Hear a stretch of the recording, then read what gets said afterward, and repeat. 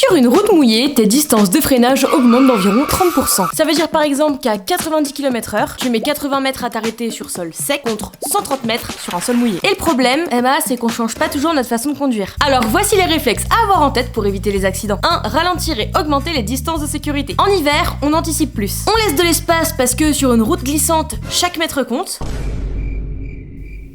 C'est pas ce que tu penses. Et si la route est enneigée, on roule au pas. Ça veut dire 5 km/h, 10 pas plus. 2. Adapter sa vitesse à la visibilité. Quand la météo réduit la visibilité à 50 mètres, la vitesse maximale autorisée est de 50 km/h et c'est pour tout le monde, sur toutes les routes. Ça te laisse le temps de voir, de réagir et accessoirement de freiner. Le plus important finalement. 3. Anticiper les zones à risque. Sous-bois, pont, carrefour. Ce sont des zones où le verglas apparaît plus vite. Même si la route a l'air sèche, on reste vigilant. Un coup de frein trop sec et tu te retrouves vite dans le stand des autotamponneuses. Ton garagiste il sera content je pense, mais toi pas tellement. Depuis la loi montagne, il y a des obligations. Votre véhicule doit être équipé aux conditions hivernales jusqu'à fin mars. Le gouvernement vous met d'ailleurs à disposition une carte interactive pour voir quelles zones sont concernées ou non. Et c'est pratique, on remercie. Et parce qu'on est sympa, on vous met le lien directement en bio. 4. Vérifiez les alertes météo avant de prendre le volant. Pluie verglaçante, tempête, chute de neige. Quand une vigilance orange ou rouge est déclenchée, le meilleur choix parfois, c'est de ne pas prendre le volant. Et oui, Jamy, tout à fait. 5. Et dernier point qu'on oublie trop souvent, la fatigue. L'hiver, conduire demande plus de concentration. Alors, on fait des pauses plus fréquentes et surtout la nuit. Et rappelle-toi, quand la route glisse, on lève le pied.